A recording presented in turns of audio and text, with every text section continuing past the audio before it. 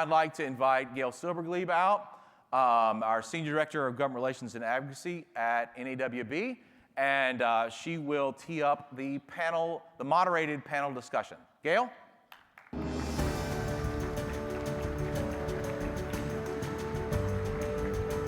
Brad. Thank you so much. Thank you. Good morning. It's great to see everyone. Well, I am so pleased to be here with you, and I'm very excited to introduce members of our Public Policy Committee. So without further ado, let's bring them out. First, welcome to the stage, Walter Simmons from the great state of Maryland.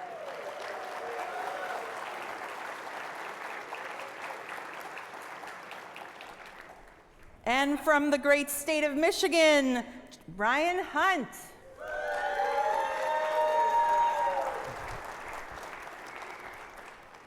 And nothing small in Texas, right? From the great state of Texas, Mark Guthrie, our chairman.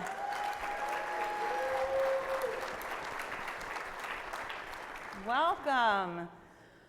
Well, I get a chance to work with this wonderful group of policy committee members, so we're all going to take our seats here.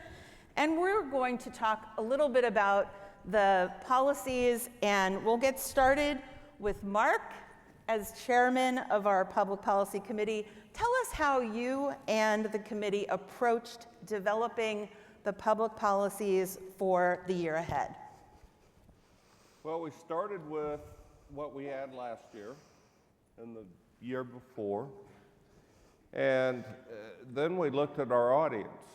And as all of you know, our audience has changed quite a bit. And so we revised the priorities that we had to better suit the audience that we feel that we have now. And then we thought about future things and what we would like to see in things like ASWA or reauthorization of WIOA that weren't in there before, and we added those things. And that's really it. After some wordsmithing, that was it.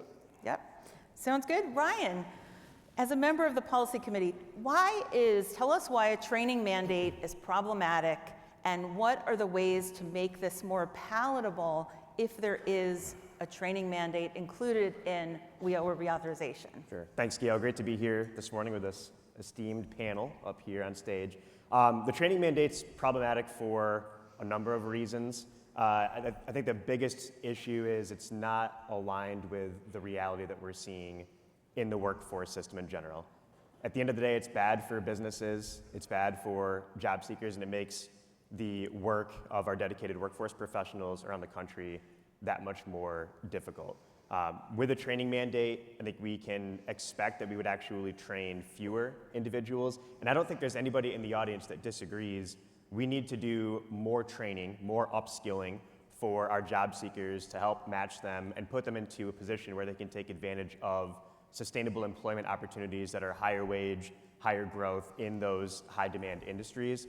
But I don't think that a training mandate across the country is the best way to accomplish that goal. The reality that we're seeing on the ground are individuals that are interfacing with the workforce system oftentimes have fairly complex barriers to employment, and they're interfacing with the workforce system not just to get a job, but also to connect with other community organizations and partners that can help mitigate some of those complex barriers to employment.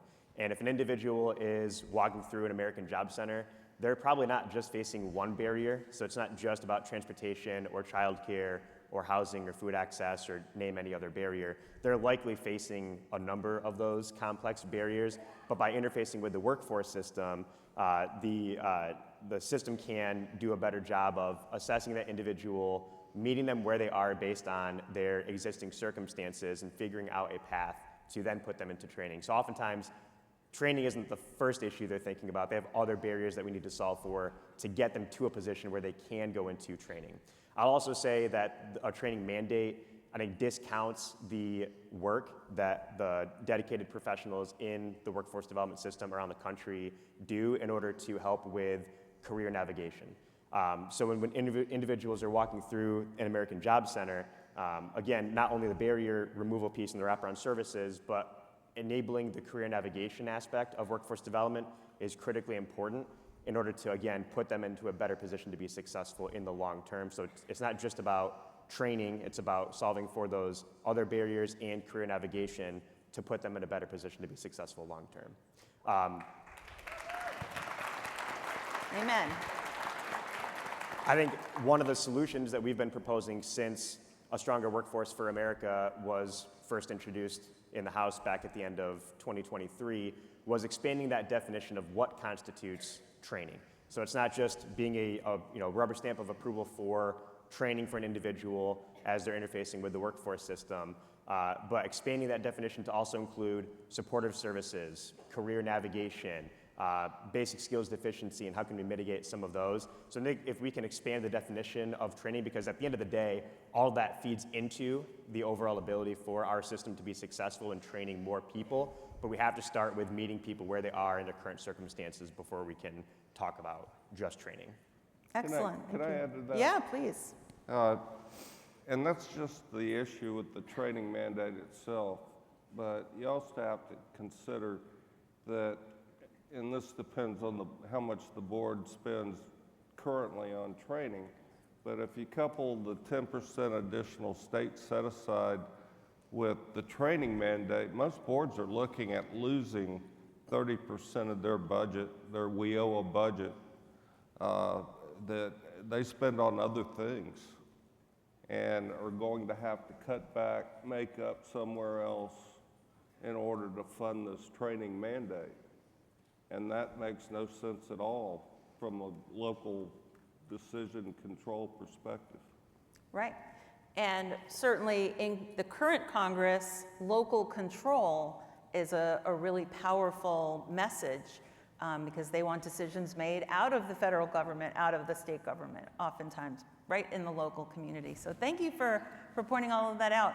Walter, talk to us about the state level set aside. You were a board in my current hometown of Maryland. So tell us about what the impact of the 10%, of a 10% potential increase in the state level set aside would be. Well, I'll start by saying, this is why we're here. Putting industry leaders in the room, putting businesses in the room to make change is how we're going to move forward. Because in my opinion, ASWA, is, if you want to get my opinion on ASWA, take away the WA, and that's what I think ASWA is. And that's how I feel about an additional 10% in state set aside. When you look at the 118 Congress and what was proposed, and they talked about some minor increases in funding, but when you also added everything else they wanted to add, we were looking at a cut already, right? We were looking at a cut already, because every time you saw, we want to do this study, we want to do this project, they're taking that off the top, right? Then when you add in that they're already taking that off the top, that they want to take another additional 10% that would go to local workforce boards and give it to state set aside, that's when you lead into a cut that Mark is talking about. But my question to everybody in the room, and I know, everybody knows I love all workforce boards equally, right? And I love Lee in Colorado, right? There you go, right? I know I love my girl Shauna Davis in Maryland, but I'm gonna ask the locals this. How many of you all know what happens with your state set-aside dollars and how it impacts your local area? Right. Oh, yeah, exactly. So my question is, if we don't know what's been going on with state set-aside and how it's helped our local area, how many board members know how much that state set-aside has helped build talent for their businesses? So do we really want to lose funding that we don't know what happens to it? That's right. That we don't know how it contributes to serving our residents and businesses? Business leaders, you don't know how that money helps build your talent pipeline. And so I just don't understand when we're talking about government efficiency that we're going to decrease money that's going to direct service delivery to move it into pools that we aren't really sure where it goes. And so I think these are some of the things that why our policy committee why locals getting involved in advocating and educating, but also providing your opinion to NOB, we need to let Congress know that and understand that, you know, there's some things floating around here that don't really make sense. Amen. Mark, thank you. Yes, exactly. Thank you. Mark, tell us a little bit your perspective on the 10% set aside and why we're on the 15% current set aside and why we're asking for it to be decreased to 10% and get a public accounting. If you just look at my state, Texas, the set-asides reportedly are to allow for industry-specific sort of pipelines that a governor can designate the creation of in industry-targeted areas. But industry in Amarillo, Texas is very different from industry in Dallas, Texas, is very different from industry in Houston, Texas. It's very different from industry in Austin and San Antonio, Texas. And I could go on and on. There's no way in a state like mine that you could come up with a program that would benefit the entire state. And is that worth taking away from the budget of the local area to actually serve the businesses and industries that are in their region? And to me, the answer is no, it's not. I'll tell you, some congressional staff are surprised to learn that there was an increase in the last WIOA reauthorization for the state level set aside. So that tells you that there's some room there. Moving to another topic, Ryan, can you speak to the redesignation process and why we are asking for there to be a role with the state legislature in any redesignation process? Sure. The way that the ASWA with the WA in it, right now, the redesignation process says basically within a certain time period, I believe it's 3 years after the law gets passed and signed into law, that there would have to be within each state a redesignation process that the governor would initiate in each of the 50 states. The proposal that the governor puts forth could then be voted on by the chief elected officials. If the chief elected officials reject that proposal, they're only allowed 2 other options basically to go with. The workforce areas could then be either redesignated to align with the economic development regions. In Michigan, we call them prosperity regions. So we have 10 prosperity regions in Michigan that are the economic development regions. The other alternative would be to align with the planning regions within each state. We have 14 planning regions in Michigan. We have 16 workforce boards right now in the state, so even if the chief elected officials were to reject the governor's proposal, we would then be forced to reduce the number of workforce boards from 16 down to 14 or 16 down to 10. Now find me a system in the country that is private sector led, that is locally responsive, that is feeding the needs of the community based on the work that's done collectively by folks in this room and across the country within workforce development. That locally responsive nature of our workforce system is critically important to meet the challenges of our 21st century economy, to understand the needs of employers in regions both urban and rural. And so our fear and our concern with the redesignation process is that it would further consolidate those workforce areas without taking into consideration the private sector-led nature of workforce development, without taking into consideration the unique partnerships within each community so they can be locally responsive to the needs of job seekers and to businesses. So there has to be another option put on the table that we can enable if there is a redesignation process that's initiated within each of the 50 states. I know in Michigan, we've been building relationships with our state legislature, and oftentimes, we talk with lawmakers on both sides of the aisle. They love their local Michigan Works system. They love their local Michigan Works agencies. Many lawmakers, I'm actually shocked at how many lawmakers themselves or their family members have worked with Michigan Works over time, whether they were laid off at one point or they were there to seek supportive services, get matched with employment after transitioning careers. So that, in my opinion, would be a great alternative for us to continue to educate and inform the state legislature so that there is a third option, a third viable option for redesignation to ensure that the locally responsive nature of our workforce boards remains intact going into the future. Thank you.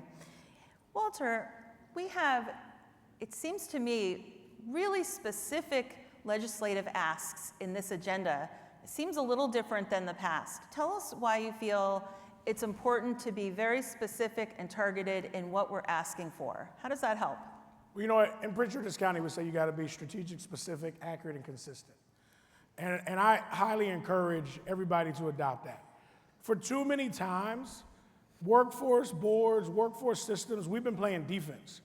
Do y'all not feel like we're always justifying our existence, right? We're always explaining to people why we should be in the room, or what do you do? You know, people know, and I always refer to us as gas stations. We're not the, you know, your job centers, your workforce boards, we aren't the big and sexy thing in your community, right? But we're a necessity. You can't live without us, and you can't build a community without a gas station, right? So whether you want to visit us and have your lunch or not, you need us. But if you don't have an ask or you don't take a shot, you're never going to get it in the hole.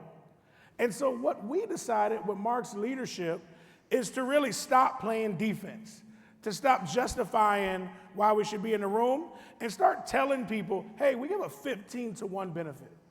If you want 17-to-1, we can show you how to do it. And it's not as one, right? It's not as it was written. And so when you talk about a fully funded workforce system, I've been doing this since 2008, and I'm gonna tell you, how many of y'all feel like we've ever been fully funded? Exactly, right? And also, when you read ASWA, does anybody see how it's gonna get your eligibility process easier? Did anybody see how we're gonna have any data and longitude data to track and be able to share and make educated decisions, right? Did anybody see any fixes in the eligible trainer provider list? So what is it gonna change? So these asks are basically telling the legislature 10 years from now with what you have written, you're still gonna be coming back and saying, we didn't fix anything. Exactly. Because none of you in the room that wrote it were workforce development professionals. None of you were employers. None of you were making hires, right? And so these asks represent the views and perspectives of you. And this is about playing offense and saying, how do we finally get what we need, get fully funded? We focus on skills, we focus on billing tight lines, we focus on true good data, quality training providers, and processes that don't exclude business and job seeker participation. And that's how we really get a good workforce system. It's not by justifying why we're in the room, it's by showing them why they can't have a room without us. Amen. Quick poll for those of you out there. How many of you are ready to contact your members of Congress and work with them on ASWA or reauthorization in some form or another? Every hand should be up. Every hand should be up. And how many of you have done that in the last 2 years? Again, every hand should be up. So if you haven't yet been involved, we have really great resources coming your way. Thank you so much, Walter, for laying it out that way. I think that's really powerful. Mark, question for you. Since we began working together, you have talked about a couple of key things. Number one, the need for full funding. And number two, the role of someone who doesn't make a dime from the public workforce system. Can you talk about those issues and how powerful it is to advocate in that way? Sure.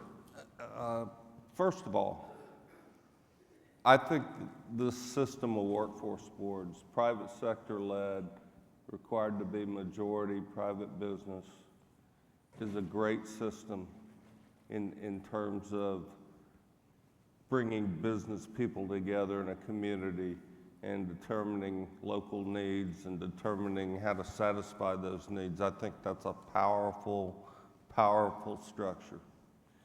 And I think that some of the directions, like the one-size-fits-all training requirement, take us away from the power of that, because it sounds like they want us to create vending machines for training. and put 50% of our WIOA money over here so that people can come in off the street, pick a training, and go. And it doesn't work that way. We all know it doesn't work that way.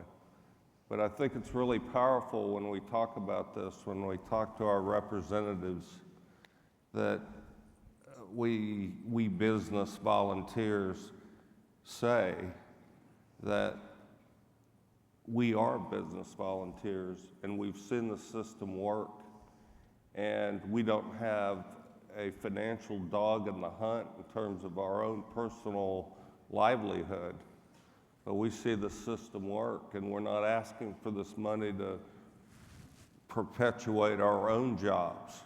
It is to allow us to make our communities more prosperous. That is really powerful, I think.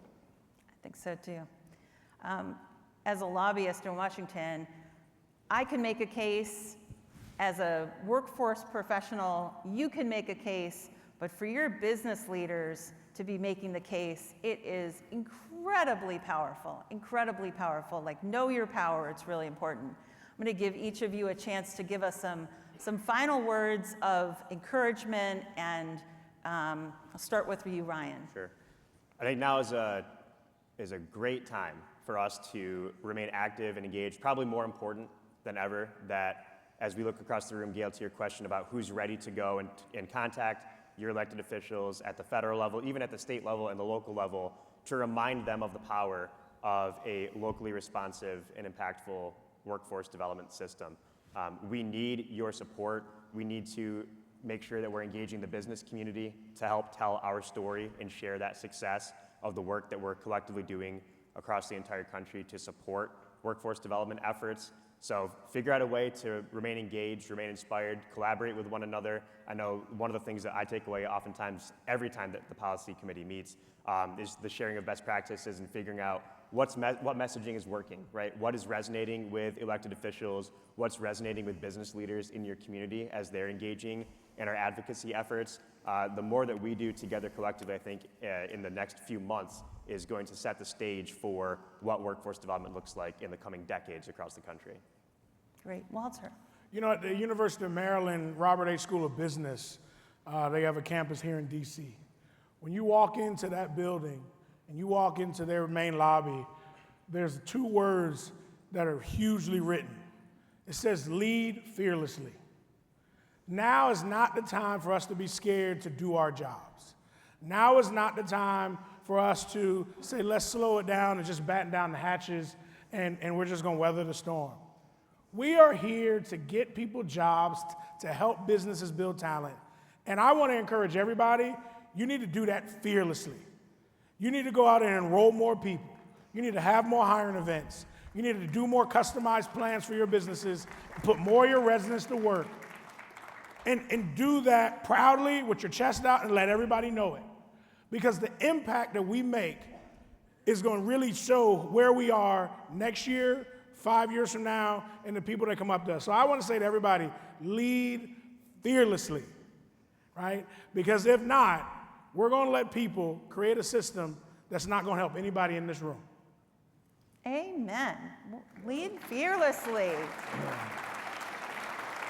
All right, and to our fearless leader, Mark Guthrie, what are your final words of advice to our wonderful advocates out there? Well, I just wanted to thank Walter for leading the way through the front line, if you will. I'm going to run right behind him.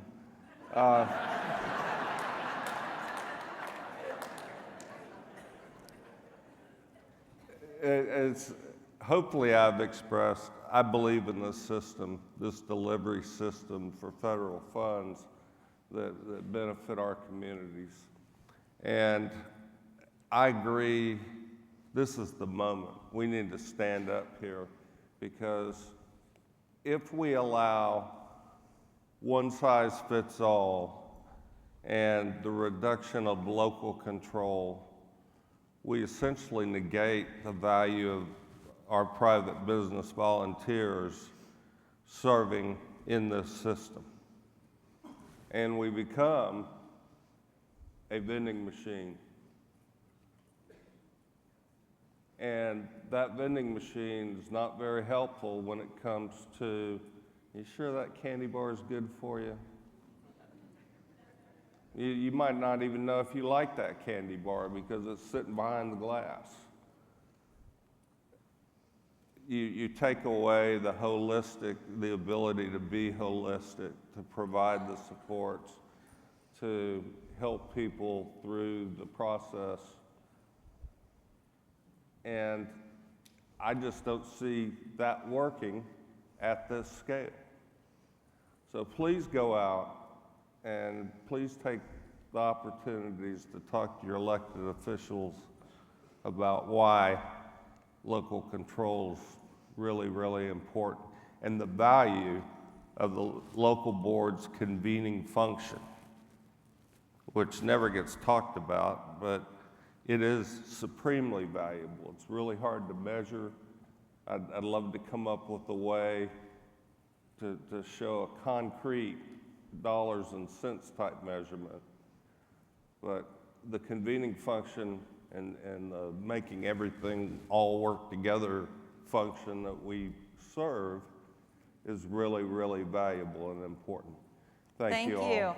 Please thank my guests for being here. Thank you, Policy Committee. It's a great job. Thank you. Thank you so much. Thank you so much. Thank you. Thank you so much. All right. So I don't have to tell you that we have a divided Congress right now, do I? No, I do not. Did you see the divided Congress just now? There you go. So there's our divided Congress, so close to the margins and several vacancies. Unfortunately, we've had 2 members of Congress that passed away this past month, and 2 have resigned for other positions, and those seats could decide a lot. So there's an awful lot happening, very close margins, and of course in the Senate, you often need 60 votes to pass anything, so it's a very divided Congress, even though the Republicans are in charge of the House and Senate and White House. It's still, Congress has its own thing going on.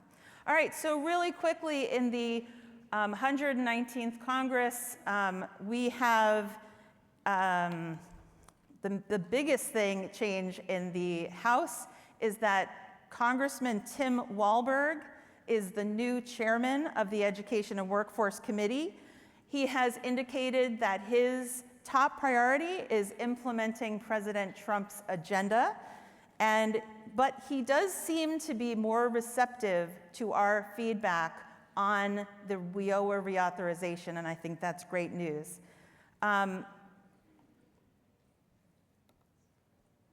In the Senate, we have a new majority leader, and the most important thing is that with the control of the Senate flipping from Democrat to Republican, of course, all the committees flip from a Democratic chairman to a Republican chairman. So Bill Cassidy is the new chairman of the HELP Committee.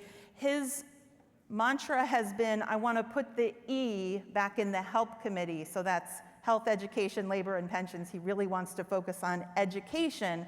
So we have to make sure that our message is tailored, that we are the output of the education system and aligned right in there with the education system. You may be wondering, well, what's going to happen with WIOA reauthorization, right? Who's wondering that? I think we're all wondering that. As of right now, the Congress is very busy with a lot of things. They did have a hearing in the House on WIOA reauthorization. You hopefully heard our report on that. And the Senate, though, has said they are not interested in taking it up. Senator Cassidy has said, last year he said, if it doesn't pass this year, I'm not taking a look at this for 3 years. So we'll see what happens, but if a House bill does go through, then he'll probably have to take it up. We'll see. In terms of the continuing resolution, you know that funding has passed for the year through September 30th. However, there is a lot of discretion that these agencies and the White House have exerted over how the funding from Congress is being spent. So while the formula funding has not been affected as of yet, we have to be careful and we have to be aware that things can change. But for now, things seem pretty stable. I do want to mention that Congress is very busy with the budget reconciliation bill, and that is an effort where all the committees are involved trying to find savings so that they can implement President Trump's big picture items such as taxes, immigration, and energy reform. So that is what Congress is up to at the moment. And then, of course, this is the very beginning of the FY26 appropriations process. So this is a perfect time to be asking Congress to prioritize WIOA funding. WIOA funding is something that we need them to put on their priority list. The way it works is members of Congress hear from 1,000 organizations and individuals about specific programs that are funded by the government. And then they take all of that and they submit their priority list to the Appropriations Committee. These are the programs that I really care about. So we want our members of Congress to put WIOA funding on their priority list. It's a very specific ask, and this is a perfect time to do that. So that is one of the things we'll be doing when we go to the Hill for Workforce Advocacy Day. And this is an all-hands-on-deck moment. This is an all-hands-on-deck moment. I kid you not. We are so lucky that our program is not in danger the way so many other programs are, but anything can change, and it really is up to you. The members of Congress are listening to their constituents. They know about workforce to some extent. Most of them are not experts. Who are the experts? You are. They need to hear from you. So what we want to talk about here is we have a three-pronged approach to our work with the Hill. Number one, our direct advocacy. So I'm on the Hill, Brad's on the Hill, others are on the Hill working with us to influence what decisions are made. We were working very closely with them when ASWA was moving through, trying to get the definition of training expanded. We can do more, I think, on that area, but it's important. Right now, we're focused on the House Education and Workforce Committee, and if you have a member of Congress who's on the House Education and Workforce Committee, we may have talked to you or we may be talking to you because it's really helpful for us to make the case, and it's followed up by the constituent voice. Or if you have already had conversations with your elected officials, it's very helpful for us to reinforce the same messages. And many times I've been on the Hill and I've heard, oh yeah, I heard that from our constituent. And that's a brilliant moment because it really ties everything together. The Hill, the feedback I'm getting right now, number one, they love this local control message. They love it. They eat it up, especially on the Republican side. They're very anti-federal government. In many cases, they're state government. They don't care about my part of the state. But when it comes to the local, we want local control. And I just said that they are often surprised. Oh, I didn't realize that there was an increase in the state level set aside. How did they not know that? I feel like we must not have told them enough or something, or maybe it's a new staffer, but for them not to know that. The other message that's really landing is that, you know that you raise funds from local entities and you use those funds oftentimes for training or other things. Those funds should count, right? They should count toward any mandate. And when we've made that case, that's landed really well. So I think the opportunity to leverage private funding is really powerful. So I encourage you to talk about that. The other part of our advocacy is working with coalitions. We work with the U.S. Conference of Mayors, we work with the National League of Cities, we work with the National Association of Counties, U.S. Workforce Associations, and we have been working together almost weekly to put letters together, to put meetings together on WIOA reauthorization. We all have a lot of similar priorities when it comes to local control, so we've been working closely with them. Also with the Campaign to Invest in America's Workforce, which is a coalition of about 40 national organizations that are interested in funding for WIOA. So we lead that coalition work, and I think that's really important. But that leaves that last pillar right there. What does that one say? Grassroots and advocacy. That's you. That's you.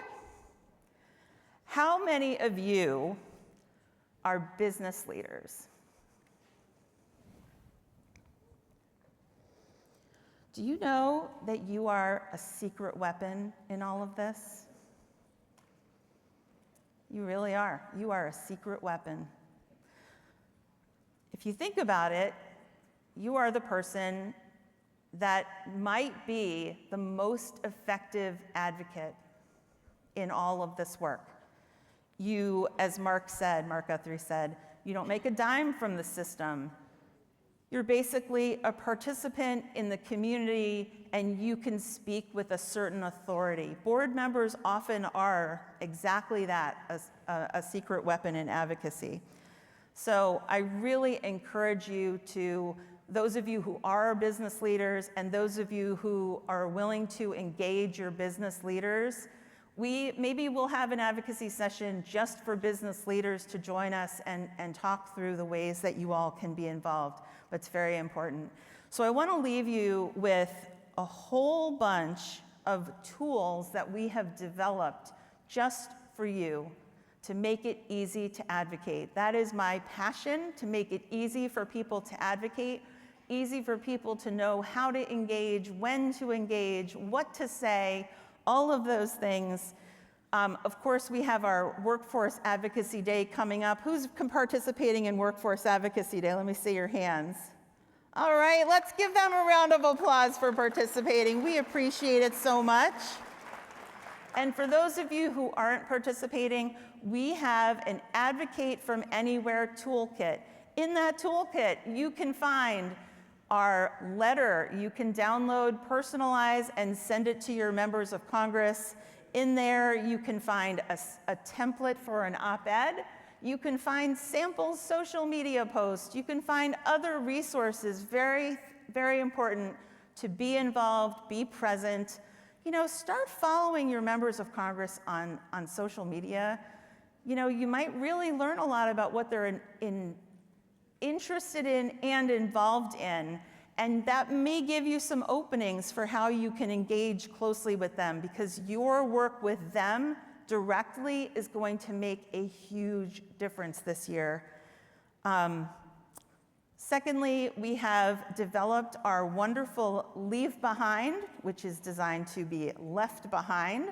When our advocates go to Capitol Hill, they'll be leaving this behind. It's beautiful. You can download a copy of our Leave Behind on our website.